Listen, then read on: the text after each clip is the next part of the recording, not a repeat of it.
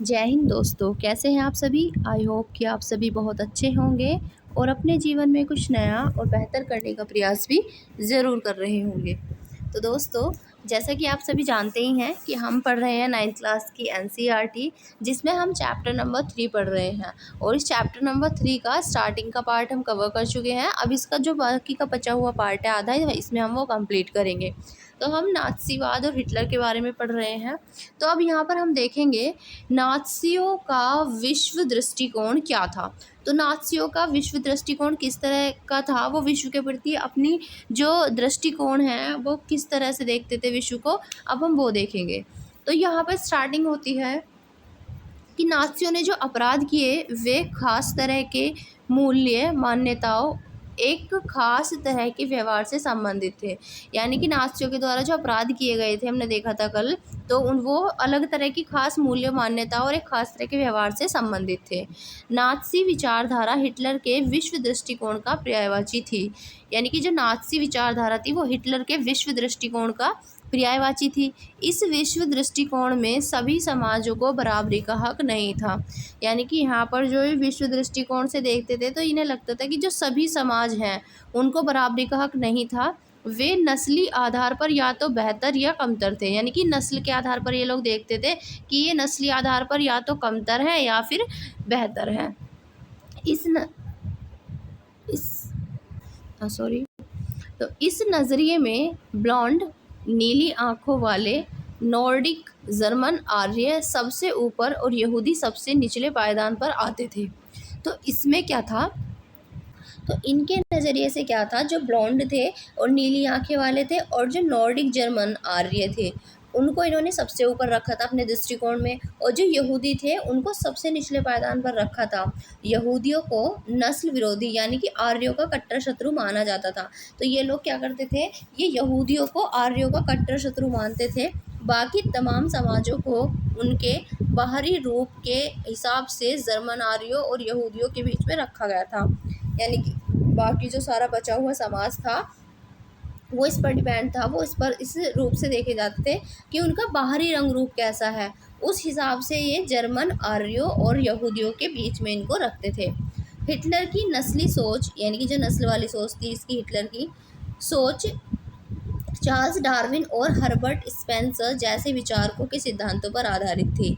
Darwin प्रकृति विज्ञानी थे जिन्होंने विकास और प्राकृतिक चयन की अवधारणा के जरिए पौधों और पशुओं की उत्पत्ति की व्याख्या का प्रयास किया था। बाद में हर्बर्ट स्पेंसर थे, इन्होंने अतिजीविता का सिद्धांत, सर्वाइवल ऑफ द फिटेस्ट, जो सबसे योग्य है वही जिंदा बचेगा, ये विचार दिया था। तो ये अतिजीविता का सिद्धांत किसने दिया था, ये दिया था किसने भाई, हर्बर्ट स्पेंसर ने। और इन्होंने कहा था इसका मतलब ये था जो सबसे योग्य है वही जिंदा बचेगा, इस तरह का सिद्धांत देने वाले थे ये। कौन, हर्बर्ट स्पेंसर।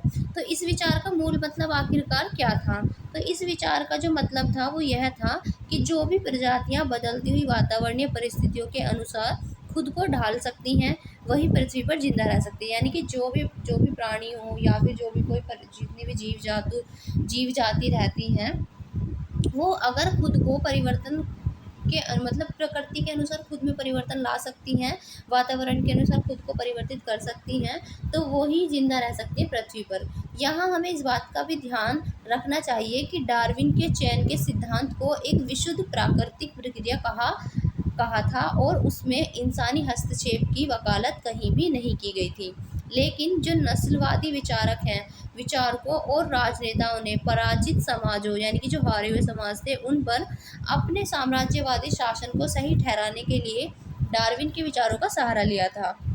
नाज़ियों की दलील बहुत सरल थी, जो नस्ल सबसे ताकतवर है वह जिंदा रहेगी और कमज़ोर नस्लें खत्म हो जाएंगी।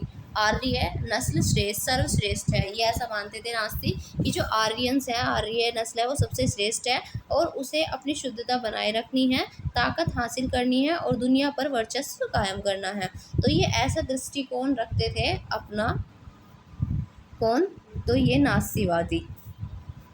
हिटलर की विचारधारा का दूसरा जो पहलू है, ये लेवेस्ट्राउन या जीवन परिधि की भू राजनीतिक अवधारणा से संबंधित था। वो ये मानता था कि अपने लोगों को बसाने के लिए ज़्यादा से ज़्यादा इलाकों पर कब्जा करना ज़रूरी है। इससे मातृ देश का क्षेत्रफल भी बढ़ेगा, यानी कि जिस देश में वो हुए हैं वहाँ का क्षेत्रफल भी बढ़ेगा, और नए इलाकों में जाकर बसने वालों को अपने जन्म स्थान के साथ गहरे संबंध बनाए रखने में भी मुश्किल पेश नहीं आएगी। हिटलर की नज़र में इस तरह जर्मन राष्ट्र के लिए संसाधन और बेहिसाब शक्ति इकट्ठा की जा सकती थी। पूरब में हिटलर जर्मन सेनाओं को और फैलाना चाहता था ताकि सारे जर्मनी को भौगोलिक दृष्टि से एक ही जगह इकट्ठा किया जा सके। पोलैंड इस धारणा का पहली प्रयोगशाला बनी, यानी कि इसने सबसे पहले इस धारणा में किसको इकट्ठा किया, किसको शामिल किया, तो पोलैंड को। यानी कि वो चाहता था कि ये सारा क्षेत्र जो है उसको जर्मनी में ही मिला लिया जाए और ये सारा एक राष्ट्र के रूप में जर्मनी के रूप में ही जाना जाए, और सबसे पहले जिसमें मिलाया गया था वो था पोलैंड। देखिए यहाँ पर बात की गई है, देखिए ये है पृथ्वी न तो किसी को हिस्से में मिली है, ये जो हमारा पूरा पृथ्वी है ना तो ये किसी को हिस्से में मिली है और न तोहफे में। नियति ने यह उन्हें सौंपी है जिनके हृदय में इसको जीत लेने का और इसको बचाए रखने का साहस है। यानी कि जो पृथ्वी है हमारी अर्थ है, ना तो वो किसी को हिस्से में मिली है और ना ही किसी को गिफ्ट में मिली है, ये तो नियति ने हमें दी है, और इसका हृदय जीत लेने का और इसको बचाए रखने का जो साहस है वो उनके पास ही है जिनके पास इस पर हल चलाने की उद्यमशीलता है और इस दुनिया की सबसे बुनियादी अधिकार है। तो इस दुनिया का सबसे बुनियादी अधिकार है जीवन का अधिकार, बशर्ते किसी के पास उसे हासिल करने की ताकत हो। इस अधिकार के आधार पर एक ऊर्जावान राष्ट्र अपने भूभाग को अपनी जनसंख्या के हिसाब से फैलाने के रास्ते ढूंढ लेगा। तो ये कहा था किसने, यहाँ पर हिटलर का कहना था ये। यहाँ पर देखिए नॉर्डिक जर्मन आर्य कौन है, तो आर्य बताए जाने वालों की एक शाखा है ये नॉर्डिक आर्य, जर्मन आर्य। ये लोग उत्तरी यूरोपीय देशों में रहते थे और जर्मन या मिलते जुलते मूल के लोग थे। और जो यहाँ पर ब्लॉन्ड कहा गया है, तो ये जो ब्लॉन्ड शब्द यूज़ हुआ है ये नीली आंखों और सुनहरे बालों वालों को यहाँ पर ब्लॉन्ड कहा गया है, जिनको ये अभी क्या मानते थे, जिनको ये बेहतर मानते थे कि ये बेहतर हैं। तो ये ब्लॉन्ड है जिनकी आंखें नीली थी और बाल सुनहरे थे, इनको ब्लॉन्ड कहा गया। तो यहाँ पर अब बात करेंगे नस्लवादी राज्य की स्थापना। तो नस्लवादी राज्य की स्थापना किस तरह से यहाँ पर की जाती है, तो सत्ता में पहुँचते ही नाज़ियों ने शुद्ध जर्मनों के विशिष्ट नस्ली समुदाय की स्थापना के सपने को लागू करना शुरू कर दिया। यानी कि जैसे ही ये सत्ता में गए तो नाज़ियों ने क्या किया कि जो शुद्ध जर्मनी थे इनकी नज़रों में, विशिष्ट नस्ली समुदाय की स्थापना करने का सपना जो था इन्होंने लागू करना वो स्टार्ट कर दिया। सबसे पहले उन्होंने विस्तारित जर्मन साम्राज्य में मौजूद उन समाजों या नस्लों को ख़त्म करना शुरू किया जिन्हें वे अवांछित मानते थे। तो सबसे पहले इन्होंने उन नस्लों को बर्बाद करना या उनको ख़त्म करना स्टार्ट कर दिया और कि जो क्या थे, अवांछित मानते थे जिन्हें वे। नाज़ी शुद्ध और स्वस्थ नॉर्डिक आर्यों का समाज बनाना चाहते थे, यानी कि ये चाहते थे कि उसमें और कोई ना हो, उसमें केवल जो ये नाज़ीवादी ये चाहते थे कि इसमें केवल नॉर्डिक आर्य लोग ही रहे। इसमें उनकी नज़र में केवल ऐसे लोग ही वांछित थे, केवल ये ही लोग थे जिन्हें तरक्की और वंश विस्तार के योग्य माना जा सकता था, बाकी सब अवांछित थे। इसका मतलब यह निकला कि ऐसे जर्मनों को भी जिंदा रहने का कोई हक नहीं है जिन्हें नाज़ी अशुद्ध या असामान्य मानते थे। यूथनेजिया का मतलब होता है दया मृत्यु कार्यक्रम के तहत बाकी नाज़ी अफसरों के साथ साथ हेलमुट के पिता ने भी असंख्य ऐसे जर्मनों को मौत के घाट उतारा था जिन्हें वह मानसिक और शारीरिक रूप से अयोग्य मानते थे। तो ये जो अभी हमने जब ये चैप्टर स्टार्ट किया था उसमें हमने हेलमुट के स्टार्टिंग से ही हेलमुट की कहानी से स्टार्ट किया था। तो ये जो हेलमुट के पिता थे इन्होंने भी असंख्य ऐसे ही जर्मनों को मौत के घाट उतारा था जिनको वो ये मानते थे कि मानसिक रूप से शारीरिक रूप से अयोग्य हैं, ये योग्य नहीं हैं। यहाँ पर अगर आप इस चित्र को देखेंगे तो ये पुलिस के पहरे में ऑशविट्स भेजे जा रहे जिप्सी है। 1943 से 44 के बीच का इस चित्र है। अगर यह बात की जाए तो केवल यहूदी ही नहीं थे, केवल यहूदी ही नहीं थे कि जिन्हें अवांछितों की श्रेणी में रखा गया था। इनके अलावा भी कई ऐसी नस्लें थी जो इसी नियति के लिए अभिशप्त थी। जर्मनी में रहने वाले जिप्सियों, जर्मनी में रहते थे जिप्सी और एश्वेतों की पहले तो जर्मन नागरिकता छीन ली गई। यानी कि पहले क्या किया गया, ये जो जर्मनी में रहने वाले जिप्सी थे इनकी, और जो एश्वेत थे इनकी, सबसे पहले तो इनकी जर्मन की नागरिकता छीन ली गई और फिर बाद में उन्हें मार दिया गया। रूसी और पोलिश मूल के लोगों को भी मनुष्य से कमतर माना गया। यानी कि जो रूसी और पोलिश मूल के लोग थे इनको भी मनुष्य नहीं माना गया, मनुष्य से कमतर माना गया। और जब जर्मनी ने पोलैंड और रूस के हिस्सों पर कब्जा कर लिया तो स्थानीय लोगों को भयानक परिस्थितियों में गुलामों की तरह काम करने पर झोंक दिया गया। तो यानी कि जब इसने यहाँ का एरिया अपने कब्जे में ले लिया, रूस का और पोलैंड का, तो यहाँ के जो लोग थे उनको भी गुलामों की तरह काम करने के लिए उन्होंने झोंक दिया और उन्हें इंसानी बर्ताव के लायक भी नहीं माना जाता था। उनमें से बहुत सारे बेहिसाब काम के बोझ और भूख से ही मर गए थे। यानी कि बहुत सारे लोग तो इनमें से ऐसे थे जो भूख की वजह से और बहुत सारे काम की वजह से ही यहाँ पर मर गए थे। तो इस तरह का हाहाकार फैल रहा था। नाज़ी जर्मनी में सबसे बुरा हाल जो था वो यहूदियों का था।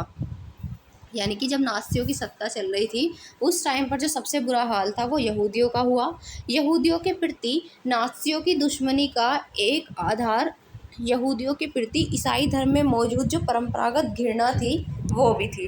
तो एक जो इनके प्रति इनकी घृणा का कारण था वो क्या था, यहूदियों के प्रति नाज़ियों की दुश्मनी का एक जो आधार था वो यहूदियों के प्रति ईसाई धर्म में मौजूद परंपरागत घृणा भी थी। ईसाइयों का ये आरोप था कि ईसा मसीह को यहूदियों ने मारा था। तो यहाँ पर ये ईसा मसीह को यहूदियों ने ही मारा था, ऐसा ही आरोप लगाते थे ईसाई, ऐसा आरोप लगाते थे यहूदियों पर। तो ईसाइयों की नज़र में यहूदी आदतन हत्यारे और सूदखोर थे। तो ईसाइयों की नज़र में जो यहूदी थे ये कैसे थे, ये आदतन एक तो हत्यारे थे, यानी कि हत्या करने वाले मानते थे इनको, और सूदखोर मानते थे, यानी कि पैसा लेकर न देने वाले, उस पर जो ब्याज ले लेकर खाते थे। मध्यकाल तक यहूदियों को ज़मीन का मालिक बनने की मनाही थी। यानी कि मध्यकाल तक यहूदी ज़मीन का मालिक नहीं बन सकते थे।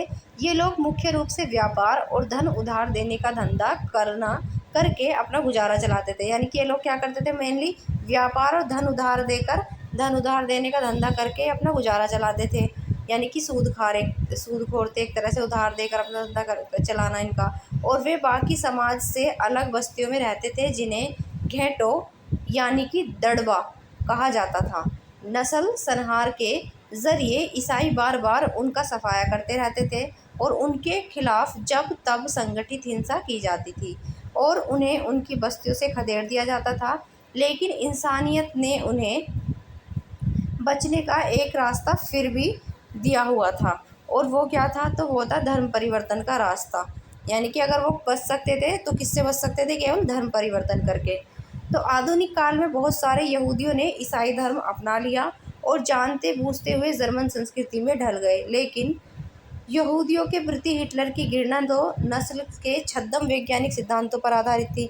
जो यहूदियों के प्रति हिटलर जो घृणा करता था वो क्यों करता था, तो वो करता था क्योंकि उनको वो नस्ली पसंद नहीं थी हिटलर को, तो इसलिए इसी आधार पर ये इनसे घृणा करता था। इस नफरत में यहूदी समस्या का हल धर्मांतरण से नहीं निकल सकता था। यानी कि केवल धर्म परिवर्तन करने से भी इस समस्या का हल होने वाला नहीं था। हिटलर की दृष्टि में इस समस्या का सिर्फ एक ही हल था कि यहूदियों को पूरी तरह से ख़त्म कर दिया जाए। तो हिटलर चाहता था कि यहूदियों को तो पूरी तरह से ख़त्म कर दिया जाए, यही हिटलर की नज़र में एक रास्ता था फाइनल। सन 1933 से 1938 तक नाज़ियों ने यहूदियों को तरह तरह से आतंकित किया, उन्हें दरिद्र कर आजीविका के साधनों से छीन कर दिया। यानी कि उनके सारे आजीविका के साधन छीन लिए जो उनके रहने के लिए थे, और उन्हें शेष समाज से अलग थलग कर डाला। यहूदी देश छोड़कर जाने लगे। 1939 से 45 के दूसरे दौर में यहूदियों को कुछ खास इलाकों में इकट्ठा करने और अंततः पोलैंड में बनाए गए गैस चैम्बरों में ले जाकर मार देने की रणनीति अपनाई गई। यानी कि 1939 से 45 तक क्या किया गया, इन सबको इकट्ठा किया गया, पोलैंड में बनाया गया था एक गैस चैम्बर और उसमें ले जाकर इन सबको मारने की एक यहाँ पर रणनीति बनाई गई। अभी जो हमने जिप्सी पढ़ा था, तो जिप्सी क्या है ये एक बार जान लेते हैं। तो जिप्सी के नाम से श्रेणीबद्ध किए गए समूहों की अपनी सामुदायिक पहचान थी। सिंती और रोमा ऐसे ही दो समुदाय थे, यानी कि एक समुदाय था जिसको जिप्सी के नाम से जाना जाता था। सूदखोर जो बहुत ज़्यादा ब्याज वसूल करने वाले महाजन होते थे, और इस शब्द का प्राय गाली के रूप में प्रयोग किया जाता था, क्योंकि ये लोग ब्याज ही लेते रहते थे लोगों से, मूल तो कहाँ ही देंगे, ब्याज ही खाते रहते थे, तो इनको सूदखोर कहा जाता था as a abuse, as a गाली। घेटो क्या है? तो किसी समुदाय को औरों से अलग थलग करके रखना घेटो कहलाता है। किसी समुदाय को औरों से अलग थलग करके रखना वो घेटो कहलाता था। अब देखते हैं नस्ली कल्पना लोक।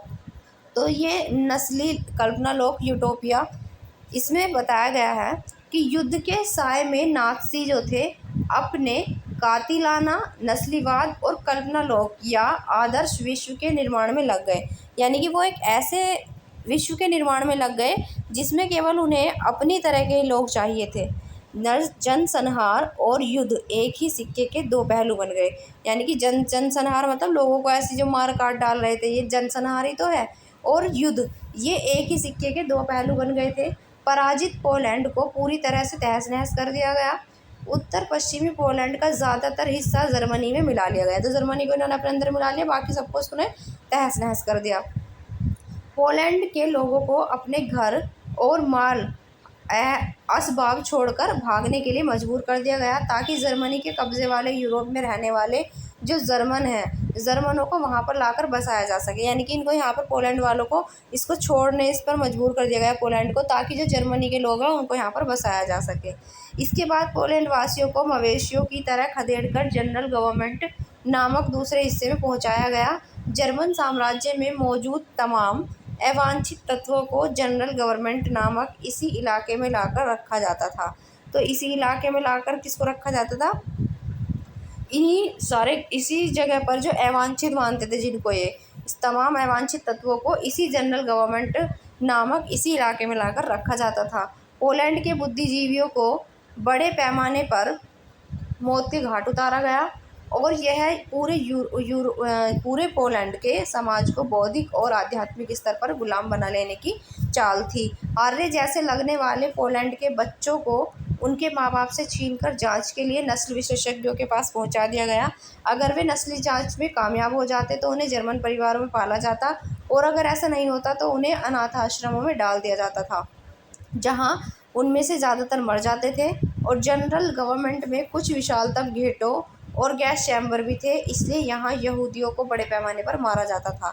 तो यानी कि इनके जो बच्चे थे उनको उनसे छीन लिया जाता था, और बच्चों को छीनकर इनका टेस्ट कराया जाता था, नस्ली टेस्ट। जो उसमें पास हो जाते थे उन्हें वहीं पर पाला जाता था, और जो फेल हो जाते थे उसमें उनको कहाँ पर रखा जाता था? तो उनको भेज दिया जाता था भैया अनाथालयों में, और वहाँ पर भी ज़्यादातर लोग जो थे वो मर जाते थे। और बड़े पैमाने पर गैस चैम्बर थे इसमें, जिनमें यहाँ पर इनको मारा जाता था। तो यहाँ पर आप जो ये चित्र देख रहे हैं, ये यहूदियों का गैस चैम्बरों तक ले जाने वाली एक मालवाहक गाड़ी है। यानी कि ये क्या करती थी, ये यहूदियों को इसमें भर के ले जाया जाता था गैस चैम्बरों तक। तो गैस चैम्बरों तक इसमें भर भर कर इनको ले जाया जाता था, और फिर इनको मार दिया जाता था वो गैस चैम्बरों में भर कर, तो वहाँ से इनको मार दिया जाता था। तो ऐसी दुर्दशा थी। अब देखते हैं ये मौत का सिलसिला। तो पहला चरण जो चलता है इसका बहिष्कार किया जाता है 1933 से 1939 तक का। हमारे बीच तुम्हें नागरिकों की तरह रहने का कोई हक नहीं। यानी कि इसमें कहा गया है जर्मनी के लोग जो हैं, ये नाज़ीवादी, ये क्या कह रहे हैं, ये जो अवांछित लोग मानते थे जिनको, उनको, कि हमारे बीच तुम्हें नागरिकों की तरह रहने का कोई हक नहीं। यह है न्यूरेमबर्ग नागरिकता अधिकार सितंबर 1935। इसमें कहा गया कि जर्मन या उससे संबंधित रक्त वाले व्यक्ति ही जर्मन नागरिक होंगे। यानी कि जो जर्मन से संबंधित हैं, जर्मन के रक्त से संबंधित जो लोग हैं वही जर्मन नागरिक होंगे, और उन्हें जर्मन साम्राज्य का संरक्षण मिलेगा। यहूदियों और जर्मनों के बीच विवाह पर पाबंदी। यानी कि जो यहूदी हैं और जर्मन्स हैं, उनको विवाह नहीं करने दिया जाएगा, उनके विवाह पर पाबंदी लगा दी। यहूदियों और जर्मनों के बीच विवाहेतर संबंधों को अपराध घोषित कर दिया गया, कि अगर यहूदियों ने और जर्मनों ने आपस में विवाह कर दिया तो ये एक तरह का क्राइम होगा, अपराध होगा। यहूदियों द्वारा राष्ट्रीय ध्वज फहराने पर पाबंदी लगा दी गई, कि यहूदी जो हैं वो राष्ट्रीय ध्वज को नहीं फहराएंगे।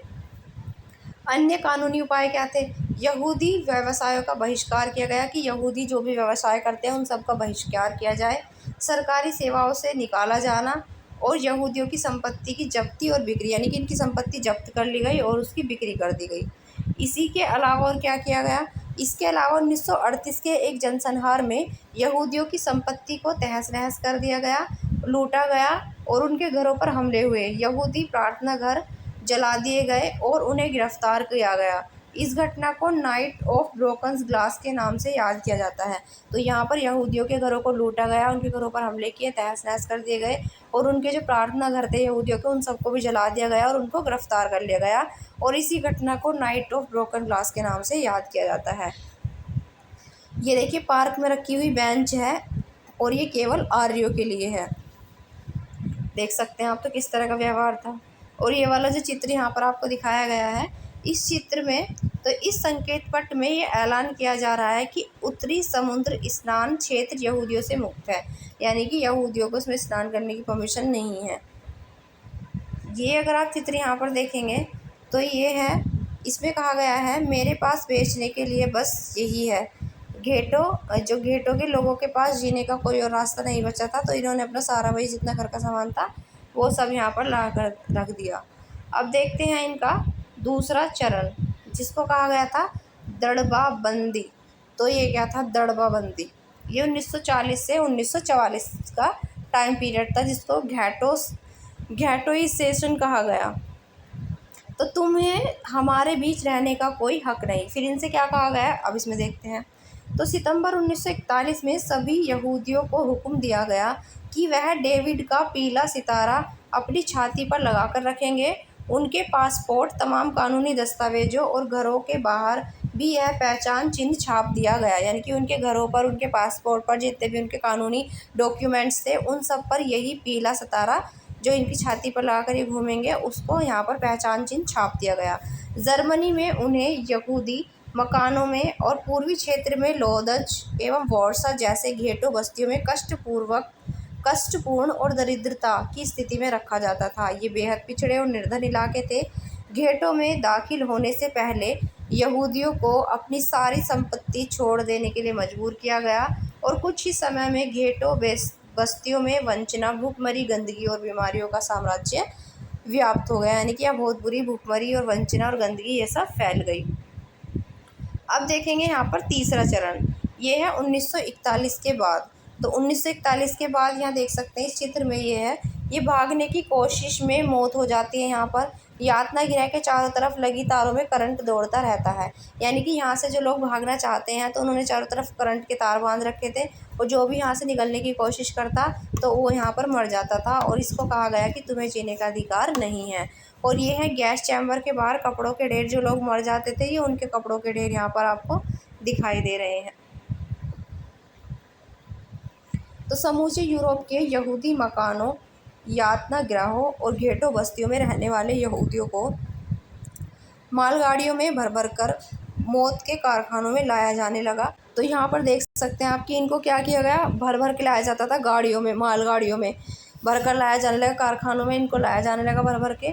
पोलैंड तथा अन्य पूर्वी इलाकों में मुख्य रूप से बेल्जेक, ऑशविट्स, सोबिबोर, त्रेम्बलिका, चिलमेनो तथा मायदनेक में उन्हें गैस चैम्बरों में झोंक दिया गया। औद्योगिक और वैज्ञानिक तकनीकों के सहारे बहुत सारे लोगों को पलक झपकते ही मौत के घाट उतार दिया गया, यानी कि इनको इतनी बुरी यहाँ पर क्या कर दिया जाता था, कारखानों में लाके इनको डाला जाता और गैस से, और बहुत सारे इलाके इस गैस के चैम्बर जो थे इनमें इनको लाया जाता और मार दिया जाता था बहुत ही बुरी तरह से।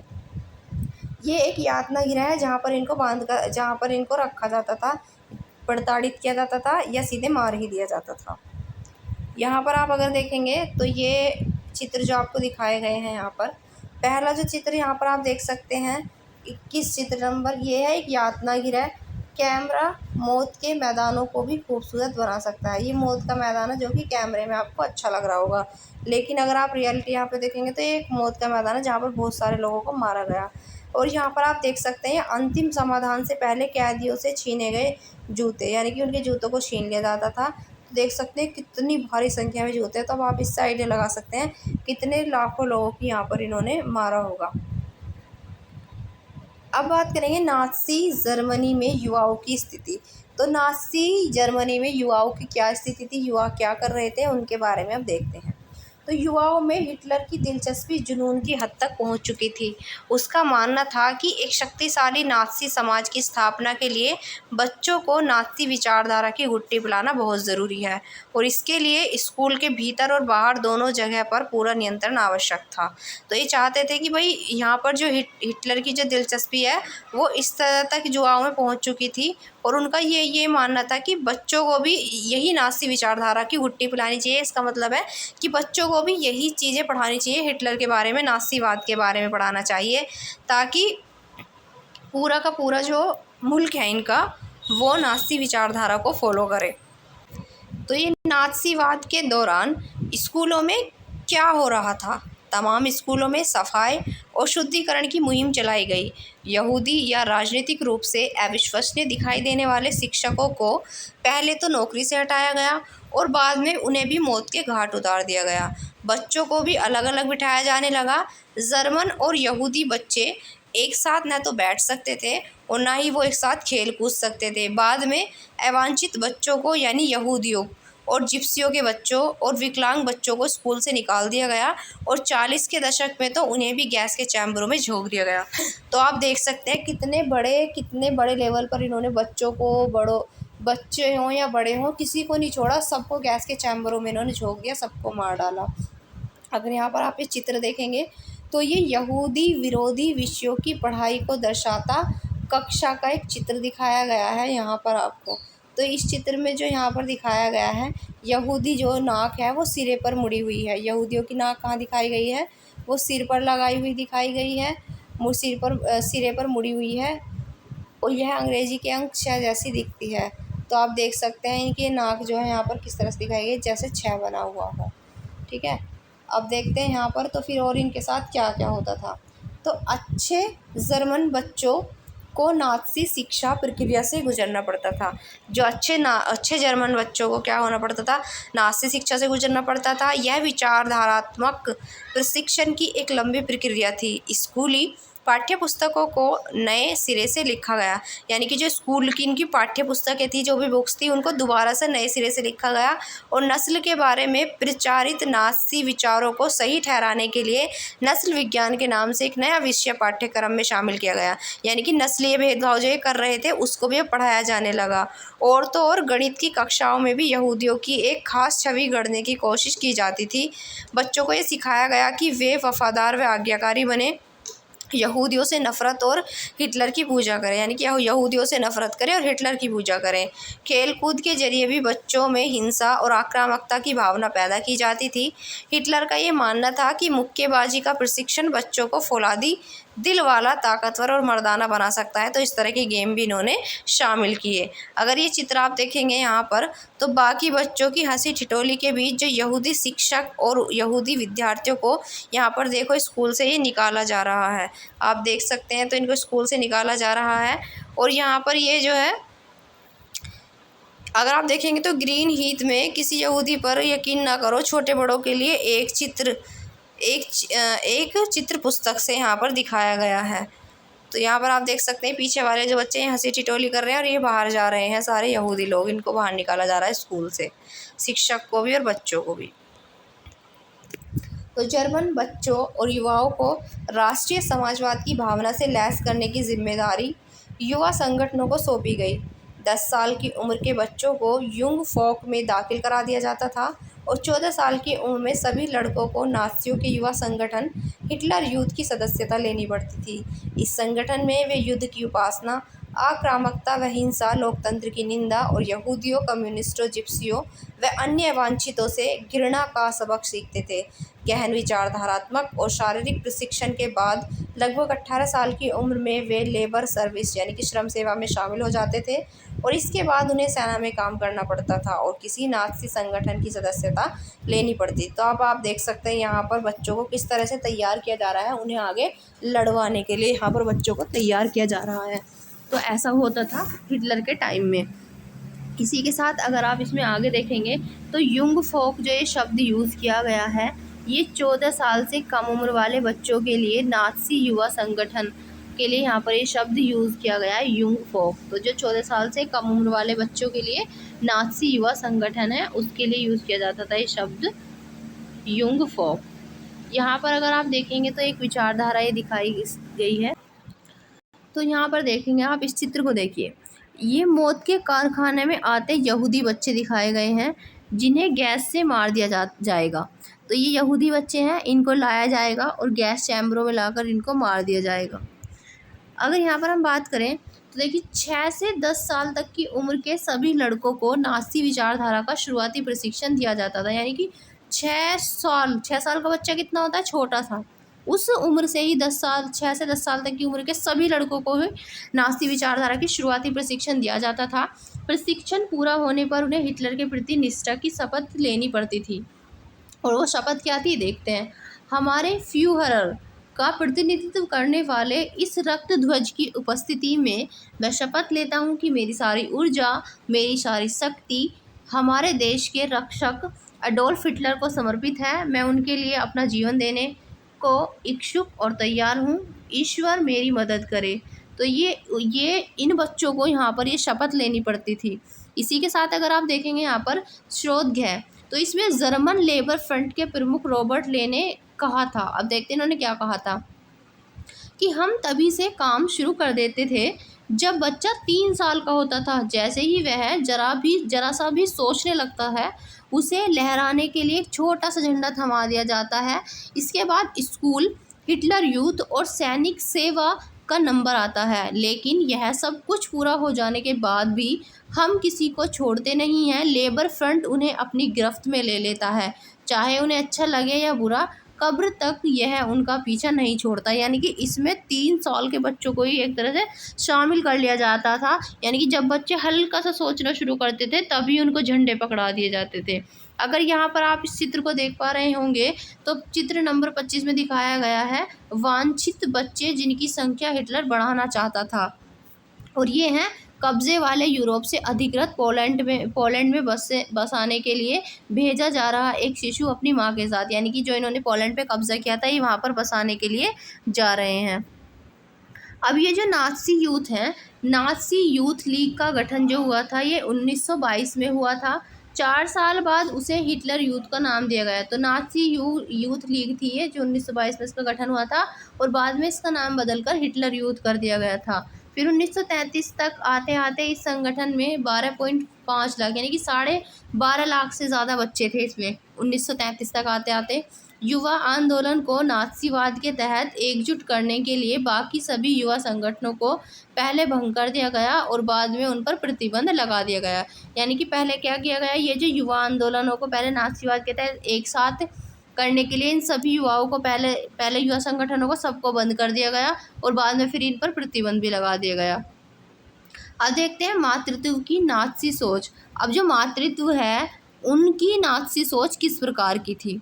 तो जो नाज़ी जर्मन में प्रत्येक बच्चे को बार बार यह बताया जाता था कि औरतें बुनियादी तौर पर मर्दों से भिन्न होती हैं और उन्हें ये समझाया जाता था कि मर्द और औरत यानी कि जो औरत और मर्द हैं इनके लिए समान अधिकारों का संघर्ष है, यह समाज को नष्ट कर देगा। यानी कि अगर औरत और मर्द के बीच जो समान अधिकारों का जो संघर्ष है ना, वो गलत है और ये जो संघर्ष है ये समाज को नष्ट कर देगा, ऐसा इनको सिखाया जाता था। इसी आधार पर लड़कों को आक्रामक, मर्दाना और पत्थर दिल होना सिखाया जाता था, जबकि लड़कियों को ये कहा जाता था कि उनका फ़र्ज एक अच्छी माँ बनना है और शुद्ध आर्य रक्त वाले बच्चों को जन्म देना और उनका पालन पोषण करना है। नस्ल की शुद्धता को बनाए रखने, यहूदियों से दूर रहने और घर संभालने और बच्चों को नाज़ी मूल्य मान्यताओं की शिक्षा देने का दायित्व उन्हें ही सौंपा गया था कि वो बच्चों को संभालें, नस्ल की शुद्धता को बनाए रखें, घर बार संभालें और इसी के साथ यहूदियों से दूर रहें। ये सब इनको सौंपा जाता था। आर्य संस्कृति और नस्ल की ध्वजवाहक वही थी। यानी कि आर्य संस्कृति की और नस्ल की जो ध्वजवाहक थी वो महिलाएं ही थी। यहाँ पर अगर आप देखेंगे तो जो बताया गया है, न्यूरेमबर्ग पार्टी रैली में औरतों को संबोधित करते हुए 8 सितंबर 1934 को हिटलर ने कहा था। अब देखते हैं हिटलर ने यहाँ पर क्या कहा। तो हम इस बात को अच्छा नहीं मानते कि औरतें मर्द की दुनिया में उसके मुख्य दायरे में दखल दें। हमारी नज़र में यह कुदरती बात है कि ये दोनों दुनिया के एक दूसरे से अलग अलग हैं, यानी कि ये दोनों दुनिया जो हैं एक दूसरे से अलग अलग हैं। स्त्री और पुरुष को इन्होंने ऐसे कहा कि ये दोनों क्या है कि ये दोनों दुनिया एक दूसरे से अलग अलग हैं। जिस तरह मर्द अपने साहस के रूप में युद्ध के मोर्चों पर अपना सर्वस्व न्योछावर कर देता है, उसी तरह औरतें अपने अनंत आत्म बलिदान, अनंत पीड़ा और दर्द के रूप में अपना योगदान देती हैं। हर बच्चा जो औरत संसार में लाती है वह उसके लिए एक युद्ध ही है, और अपने समाज को जिंदा रखने के लिए औरत द्वारा छेड़ा गया ये युद्ध है। ऐसा हिटलर का मानना था। औरत और पुरुषों के बीच इसका ये डिफरेंस करने का तरीका था। 1933 में हिटलर ने कहा था, अब 1933 में हिटलर ने क्या कहा था, हिटलर ने कहा था कि मेरे राज्य की जो सबसे महत्वपूर्ण नागरिक है वो माँ है, लेकिन नाज़ी जर्मनी में सारी माताओं के साथ भी एक जैसा बर्ताव नहीं होता है। जो औरतें नस्ली तौर पर अवांछित बच्चों को जन्म देती थी उन्हें दंडित किया जाता था, जबकि जो नस्ली तौर पर वांछित दिखने वाले बच्चों को जन्म देने वाली माताओं को इनाम दिए जाते थे। ऐसी माताओं को अस्पताल में विशेष सुविधाएं दी जाती थी, दुकानों में उन्हें ज़्यादा छूट मिलती थी, और थिएटर, रेलगाड़ी के टिकट भी उन्हें सस्ते मिलते थे जो उनकी नस्ल वाले बच्चों को जन्म देती थी। हिटलर ने खूब सारे बच्चों को जन्म देने वाली माताओं के लिए वैसे ही तमगे देने का इंतजाम किया था जिस तरह के तमगे वो सिपाहियों को दिए जाते थे। 4 बच्चे को पैदा करने वाली माँ को कांसे का, 6 बच्चों को पैदा करने वाली माँ को चांदी का, और 8 या उससे ज़्यादा बच्चे पैदा करने वाली माँ को सोने का तमगा दिया जाता था। तो एज अ सैनिक ही ये उनको मानता था कि इनको, महिलाओं को भी, लेकिन वो बच्चे पैदा करने के रूप में इनको मानता था, और इनको भी उन्हीं की सैनिकों की तरह क्या करता था, ये तमगे दिया करता था। ठीक है, यानी कि तमगे कह दो या पुरस्कार कह दो। निर्धारित आचार संहिता का उल्लंघन करने वाली आर्य औरतों की सार्वजनिक रूप से निंदा की जाती थी, यानी कि जो उल्लंघन करती थी इनकी आचार संहिता का, जो निर्धारित आचार संहिता थी उनका अगर कोई उल्लंघन करती थी तो उसकी निंदा की जाती थी सार्वजनिक तौर पर ही, सार्वजनिक रूप से, और उन्हें कड़ा दंड दिया जाता था। बहुत सारी औरतों को गंजा करके, उनके मुंह पर काली पोत कर, उनके गले में तख्ती लटकाकर उन्हें पूरे शहर में घुमाया जाता था, और उनके गले में लटकी तख्ती पर लिखा होता था, मैंने राष्ट्र के सम्मान को मलिन किया है। इस आपराधिक कृत्य के लिए बहुत सारी औरतों को न केवल जेल की सज़ा दी गई बल्कि उनसे तमाम नागरिक सम्मान और उनके पति व परिवार भी छीन लिए गए। तो इस तरह का कठोर और दरिद्र व्यवहार स्त्रियों के साथ होता था। अब देखते हैं यहाँ पर प्रचार की कला क्या थी।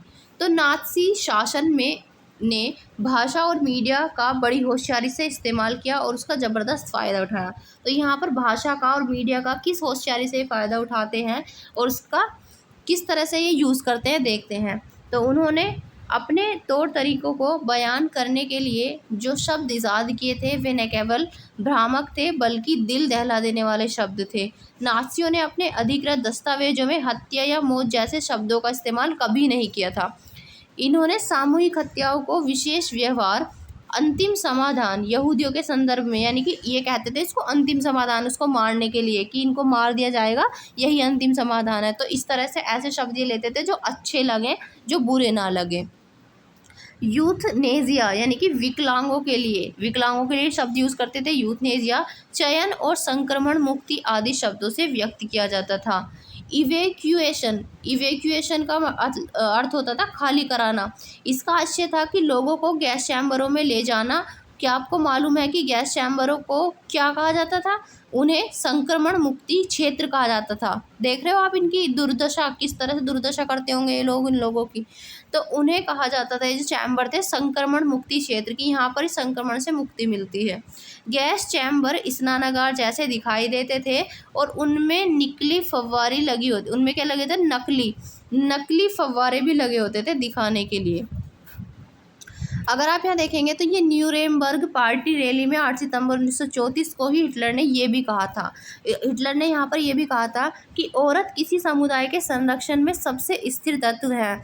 उसे इस बात का सबसे अच्छी तरह पता होता है कि अपनी नस्ल को ख़त्म होने से बचाने के लिए क्या क्या चीज़ें महत्वपूर्ण होती हैं, क्योंकि उसी के बच्चे हैं जो इस सारी पीड़ा से सबसे पहले प्रभावित होंगे। इसलिए हमने नस्ली समुदाय के संघर्ष में औरत को भी वही जगह दी है जो प्रकृति और नियति के अनुसार है। तो ऐसा कहना था यहाँ पर हिटलर का। तो यहाँ पर शासन के लिए समर्थन हासिल करने और नाज़ी विश्व दृष्टिकोण को फैलाने के लिए मीडिया का बहुत सोच समझकर इस्तेमाल किया गया। नाज़ी विचारों को फैलाने के लिए तस्वीरों, फिल्मों, रेडियो, पोस्टरों, आकर्षक नारों और इश्तिहारी पर्चों का खूब सहारा लिया जाता था। पोस्टरों में जर्मन के दुश्मनों की रटी रटाई छवियां दिखाई जाती थी, उनका मजाक उड़ाया जाता था, उन्हें अपमानित किया जाता था, उन्हें शैतान के रूप में पेश किया जाता था। समाजवादियों और उदारवादियों को कमज़ोर और पथभ्रष्ट तत्वों के रूप में प्रस्तुत किया जाता था और उन्हें विदेशी एजेंट कहकर बदनाम किया जाता था कि ये क्या है, विदेशी एजेंट है जो इस तरह की विचारधारा रखते थे समाजवादी और उदारवादी की। यहाँ पर प्रचार फिल्मों में यहूदियों के प्रति नफरत फैलाने पर जोर दिया जाता था।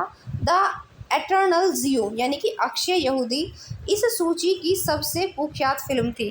तो इस लिस्ट में जो बेकार सबसे जो कुख्यात फिल्म थी वो कौन सी थी? अक्षय यहूदी थी।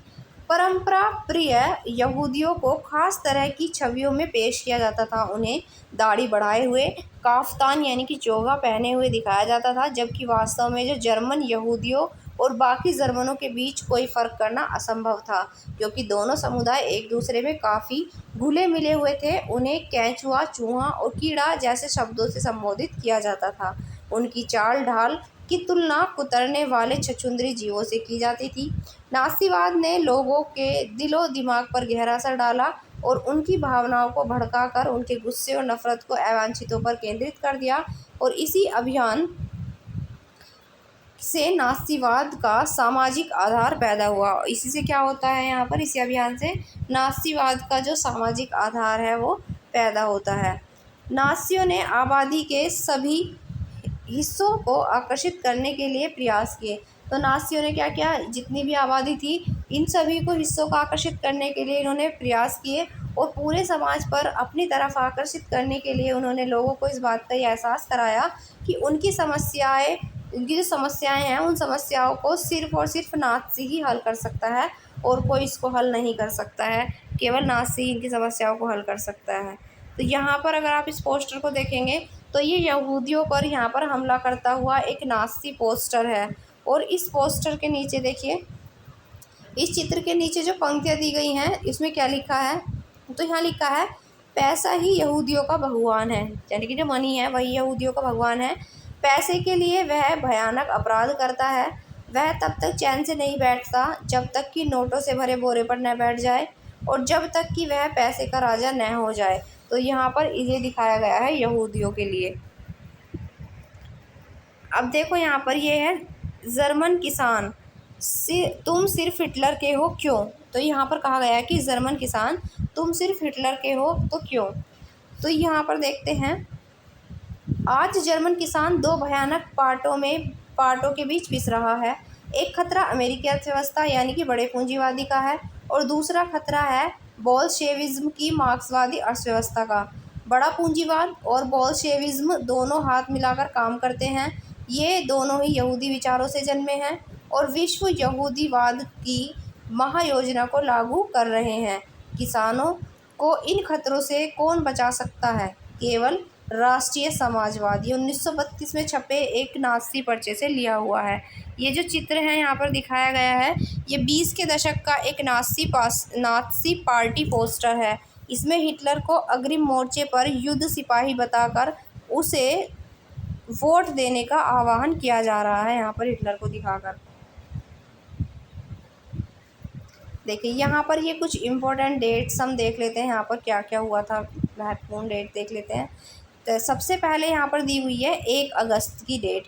तो 1 अगस्त की अगर यहाँ बात की जाए, 1 अगस्त 1914 को पहला विश्व युद्ध शुरू होता है। 1 अगस्त 1914। 9 नवंबर 1918 को जर्मनी ने घुटने टेक दिए और यहाँ पर युद्ध जो है ये प्रथम विश्व युद्ध समाप्त हो जाता है। फिर 9 नवंबर 1918 को वाइमर गणराज्य की स्थापना का ऐलान किया जाता है और 1919 को यहाँ पर वर्साई की संधि होती है 28 जून को। तो 28 जून 1919 में वर्साई की संधि होती है। 30 जनवरी 1933 को हिटलर जर्मनी का चांसलर बनता है। तो जर्मनी का चांसलर बनाया जाता है यहाँ पर 30 जनवरी 1933 में हिटलर को। तो हिटलर यहाँ पर बन जाता है जर्मनी का चांसलर। अब जब ये हिटलर जर्मनी का चांसलर बनता है, उसके बाद 1 सितंबर को 1939 को जर्मनी का पोलैंड में घुसना, जर्मनी पोलैंड में घुस जाती है और यहाँ पर दूसरे विश्व युद्ध की 1939 से शुरुआत हो जाती है। फिर 22 जून 1941 को जर्मन से जो सेनाएं हैं वो सोवियत संघ में घुसती हैं।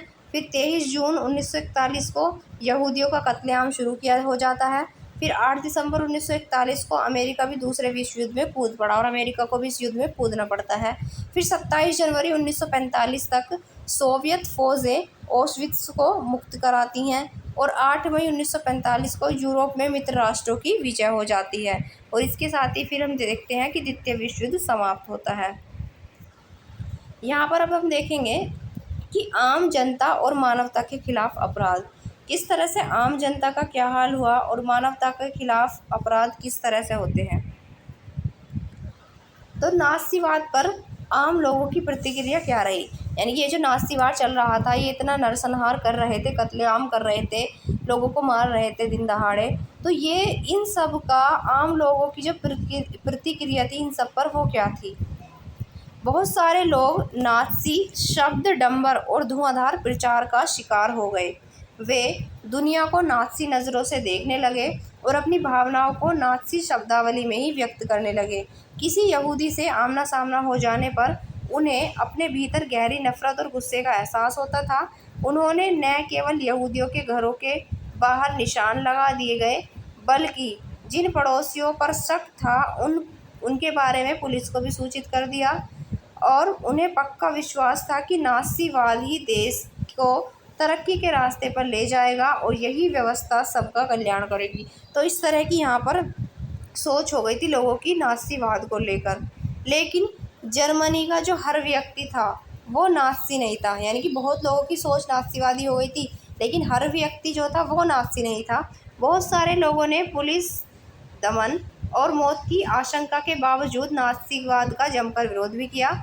लेकिन जर्मन आबादी का एक बहुत बड़ा जो हिस्सा है वो इस पूरे घटनाक्रम का मूक दर्शक और उदासीन साक्षी बना हुआ था, यानी कि बहुत बड़ा हिस्सा जो था वो लोग चुप थे, उन्हें कोई मतलब नहीं था किसी से, वो न्यूट्रल थे। और लोग जो थे वो कई विरोधी कदम उठाने और अपना मतभेद व्यक्त करने, नाज़ीवाद का विरोध करने से डरते थे। लोग कई ऐसे थे इसमें, वे अपने दिल की बात कहने की बजाय आँख फेर कर चल लेना ज़्यादा बेहतर मानते थे। पादरी निमयोलर ने नाज़ियों का लगातार विरोध किया। उन्होंने पाया कि नाज़ी साम्राज्य में लोगों पर जिस तरह के निर्मम और संगठित जुल्म किए जा रहे हैं उनका जर्मनी की आम जनता विरोध नहीं कर पाती थी। जनता एक अजीब सी खामोशी में डूबी हुई थी। गेस्तापो की दहशतनाक कार्यशैली और कुकृत्यों पर निशाना साधते हुए इस खामोशी के बारे में उन्होंने बड़े मर्मस्पर्शी ढंग से लिखा है। तो उन्होंने क्या लिखा है, इन्होंने लिखा है कि पहले वे कम्युनिस्टों को ढूंढते आए, मैं कम्युनिस्ट नहीं था इसलिए मैंने कुछ नहीं कहा। फिर वे सोशल डेमोक्रेट्स को ढूंढते आए, मैं सोशल डेमोक्रेट नहीं था इसलिए चुप रहा। इसके बाद वे ट्रेड यूनियन वालों को ढूंढते आए, पर मैं ट्रेड यूनियन में नहीं था। फिर वे यहूदियों को ढूंढते आए, लेकिन मैं यहूदी नहीं था इसलिए मैंने कुछ नहीं किया। फिर अंत में जब वे मेरे लिए आए तो वहाँ कोई नहीं बचा जो मेरे साथ खड़ा हो सके। यानी कि इन सब पर तो वो अत्याचार करता था, इन सब में से, यानी कि हिटलर जो नाज़ीवादी लोग थे वो इन सब पर अपने अत्याचार करते थे, लेकिन इन सब में से तो ये कोई नहीं थे। अब जब अंत में वो इनके लिए ही आए तो वहाँ पर उनके अलावा कोई और नहीं था जो इनके साथ खड़ा हो सके, क्योंकि यहाँ पर कोई इनके खिलाफ बोलना ही नहीं चाहता था। तो यहाँ पर नाज़ी जर्मनी में यहूदी क्या महसूस करते थे, यह एक बिल्कुल अलग कहानी है। शार्ल्ट बैराट ने अपनी डायरी में लोगों के सपनों को चोरी छिपे दर्ज किया था। बाद में उन्होंने अपनी इस डायरी को पुस्तक के रूप में प्रकाशित किया। पढ़ने वालों को झकझोर कर रख देने वाली इस पुस्तक का नाम है थर्ड राइक ऑफ ड्रीम्स। शॉर्टले ने इस किताब में बताया है कि एक समय के बाद किस तरह खुद यहूदी भी अपने बारे में नाज़ियों द्वारा फैलाई जा रही रूढ़ छवियों पर यकीन करने लगे थे और अपने सपनों में उन्हें भी अपनी नाक आगे से मुड़ी हुई, बाल व आंखें काली और यहूदियों जैसी शक्ल, सूरत व चाल ढाल दिखने लगी थी। नाज़ी प्रेस में यहूदियों की जो छवियां और तस्वीरें छपती थी वे दिन रात यहूदियों का पीछा कर रही थी और ये छवियां सपनों में भी उनका पीछा नहीं छोड़ती थी। बहुत सारे यहूदी गैस चैम्बर में पहुंचने से पहले ही दम तोड़ देते थे। यानी कि लोगों की हालत ऐसी हो चुकी थी, इनके द्वारा जो इनके लिए जो पोस्टर बनाए जा रहे थे, उन्हें देख देख कर, इन्हें सुन सुन कर, इन सब चीज़ों से ही जो यहूदी लोग थे वो क्या कर रहे थे, जो इनका मतलब इनका आत्मविश्वास कह लो या इनकी सोच कह लो, इतना इन्हें अंदर तक इन तोड़ चुका था ये सब, कि ये गैस चैम्बर तक जाते जाते ही बहुत सारे लोग अपना दम तोड़ चुके होते थे पहले ही। तो इस तरह की छवियाँ इनके दिमाग में इनकी बनाई जाती थी। ये यहाँ पर अगर आप देख पा रहे होंगे, ये चित्र जो दिख रहा है, देखिए, ये वारसा घाटों के निवासियों ने दस्तावेज इकट्ठे किए और उन्हें दूध के 3 टिनों में रख दिया। जब यह तय दिखाई देने लगा कि अब सब कुछ तबाह हो जाएगा, तो उन्होंने 1943 में तीनों कनस्तरों को अपनी काल कोठरियों के तहखाने में दबा दिया और ये कनस्तर 1950 में लोगों के फिर हाथ लगे थे। अब देखते हैं महाध्वंस होलोकास्ट के बारे में जानकारियाँ। यानी कि अब देखते हैं होलोकास्ट यानी कि महाध्वंस, सबसे भयानक अब ये क्या हुआ।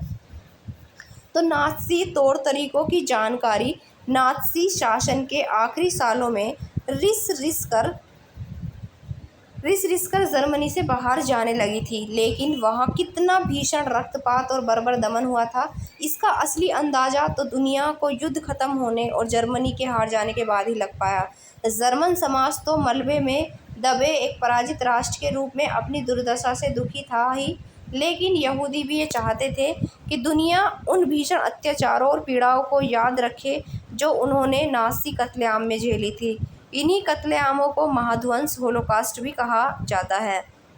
जब दमन चक्र अपने शिखर पर था, उन्हीं दिनों एक यहूदी टोलों में रहने वाले एक आदमी ने अपने साथी से कहा था कि वह युद्ध के बाद सिर्फ आधा घंटा और जीना चाहता है। शायद वह दुनिया को ये बताकर जाना चाहता था कि नाज़ी जर्मनी में क्या क्या हो रहा था। जो कुछ हुआ उसकी गवाही देने और जो भी दस्तावेज हाथ आए उन्हें बचाए रखने की यह अदम्य चाह घाटों और कैंपों में नारकीय जीवन भोगने वालों में बहुत गहरे तौर पर देखी जा सकती थी। उनमें से बहुतों ने डायरियाँ लिखी, नोटबुक लिखे और दस्तावेजों के संग्रह बनाए, लेकिन इसके विपरीत जब यह दिखाई देने लगा कि अब युद्ध में नाज़ियों की पराजय तय ही है, तो नाज़ी नेतृत्व ने दफ्तरों में मौजूद तमाम सबूतों को नष्ट करने के लिए अपने कर्मचारियों को पेट्रोल बांटना शुरू कर दिया ताकि वो पेट्रोल से उनको जला सके। तो यहाँ पर लोग चाहते थे कि वो बताएं उनके साथ एक्चुअल में क्या हुआ है। इसी के साथ दुनिया के बहुत सारे हिस्सों में स्मृति लेखों, साहित्य, वृत्तचित्रों, शायरी, स्मारकों और संग्रहालयों में इस महाध्वंस का इतिहास और स्मृति आज भी जिंदा है। ये सारी चीज़ें उन लोगों के लिए एक श्रद्धांजलि हैं जिन्होंने उन शाह दिनों में भी प्रतिरोध का साहस दिखाया। उन लोगों के लिए भी ये सारी बातें जो हैं वो शर्मनाक यादगार हैं जिन्होंने ये जुल्म ढाए, और उनके लिए चेतावनी की आवाज़ें हैं जो खामोशी से सब कुछ देखते रहे कि इतना बड़ा नरसंहार हो रहा था, जो वो लोग चुपचाप देखते रहे और जो उन पर जुल्म ढाए गए। ये चित्र अगर आप देख पा रहे होंगे, तो इस चित्र में ये डेनमार्क ने अपने यहूदियों को चोरी छिपे जर्मनी से निकाल लिया था। इस काम के लिए इस्तेमाल की गई नौकाओं में से ये एक नौका है जहां से यहूदियों को चोरी छिपे जर्मनी से निकाला गया था। तो कुछ ही निकल पाए होंगे, सारे तो नहीं निकल पाए थे। अब देखते हैं गांधी जी ने हिटलर को लिखा था, तो ये गांधी जी के द्वारा हिटलर को लिखा गया एक पत्र है। तो अब देखते हैं गांधी जी ने इसमें क्या लिखा है हिटलर के लिए। तो यहाँ पर लिखा है गांधी जी ने, प्रिय मित्रों का यह आग्रह रहा है कि मानवता की खातिर मैं आपको कुछ लिखूं, लेकिन मैं उनके अनुरोध को अस्वीकार कर रहा हूं क्योंकि मैं ये महसूस करता हूं कि मेरा आपको पत्र लिखना धृष्टता होगी, लेकिन मुझे कुछ ऐसा लगता है कि इस मामले में मुझे हिसाब किताब करके नहीं चलना चाहिए और मुझे आपसे अपील करनी ही चाहिए, चाहे वह जिस लायक हो। यह बात बिल्कुल स्पष्ट है कि आज संसार में आप ही एक ऐसे व्यक्ति हैं जो उस युद्ध को रोक सकते हैं जो मानव जाति को बर्बर अवस्था में पहुंचा सकता है। क्या आपको किसी उद्देश्य के लिए इतना बड़ा मूल्य चुकाना चाहिए, फिर चाहे वह उद्देश्य आपकी दृष्टि में कितना ही महान क्यों ना हो? क्या आप एक ऐसे व्यक्ति की अपील पर ध्यान देंगे जिसने सोच विचार कर युद्ध के तरीके का त्याग कर दिया और इसमें उसे काफ़ी सफलता भी मिली है? जो भी हो, मैं ये मान लेता हूँ कि यदि मैंने आपको पत्र लिखकर कोई भूल नहीं की है तो उसके लिए आप मुझे क्षमा कर देंगे। मैं हूँ आपका सच्चा मित्र मोहनदास करमचंद गांधी। तो ये गांधी जी ने लिखा था हिटलर को। तो अब यहाँ देखिए, ये वाला जो इन्होंने गांधी जी ने लिखा था, यहाँ पर ये लिखा था वर्धा मध्य प्रांत भारत 23 जुलाई 1939 में। और अब यहाँ पर ये हिटलर को गांधी जी का पत्र है 1940 का। तो अब देखते हैं गांधी जी ने अब यहाँ पर इस पत्र में क्या कहा है। तो यहाँ गांधी जी कहते हैं, हमें अहिंसा के रूप में एक ऐसी शक्ति प्राप्त हो गई है जिसे यदि संगठित कर लिया जाए तो वह संसार भर की सभी प्रबलतम हिंसात्मक शक्तियों के गठजोड़ का मुकाबला कर सकती है। यानी कि हिंसा न करना, जो गांधी जी इस मार्ग पर चलते थे, उसी की सीख दी है इन्होंने यहाँ पर हिटलर को कि अगर हम सब एक साथ अहिंसा के रूप को धारण कर लें तो जितने भी हिंसात्मक शक्तियाँ हैं उनका गठजोड़ का मुकाबला ये अहिंसा ही कर सकती है। जैसा कि मैंने कहा, अहिंसात्मक तरीके में पराजय नाम की कोई चीज़ है ही नहीं। यह तरीका तो बिना मारे या चोट पहुंचाए करने या मरने का तरीका है। इसका इस्तेमाल करने में धन की लगभग कोई ज़रूरत नहीं है और उस विनाश शास्त्र की तो नहीं ही है जिसे आपने पूर्णता के चरम बिंदु पर पहुंचा दिया है। मुझे यह देखकर आश्चर्य होता है कि आप यह भी नहीं देख पाते कि विनाशकारी यंत्रों पर किसी का एक अधिकार नहीं है। अगर ब्रिटिश लोग नहीं तो कोई और देश निश्चय ही आपके तरीक़ों से ज़्यादा बेहतर तरीका ईजाद कर लेगा और आपके ही तरीक़ों से आपको नीचा दिखाएगा। आप अपने देशवासियों के लिए कोई ऐसी विरासत नहीं छोड़ रहे हैं जिस पर उन्हें गर्व हो। वे क्रूर क्रम की चर्चा करने में गर्व का अनुभव नहीं करेंगे, फिर भले ही वह कृत्य कितनी ही निपुणता पूर्वक नियोजित क्यों न किया गया हो। अतः मैं मानवता के नाम पर आपसे युद्ध रोकने की अपील करता हूँ। हृदय से आपका मित्र यहाँ पर मोहनदास करमचंद गांधी। तो यहाँ पर गांधी जी ने इनको समझाने की कोशिश की कि आप जो ये तरीका अपना रहे हैं, ये आने वाली पीढ़ियों को भी कोई गर्व की बात नहीं है कि वो आप पर गर्व करेंगे, बल्कि वो उनका शर्म से झुक जाएगा आपके इन कुकृत्यों को देखकर। तो ये गांधी जी ने लिखा था हिटलर को।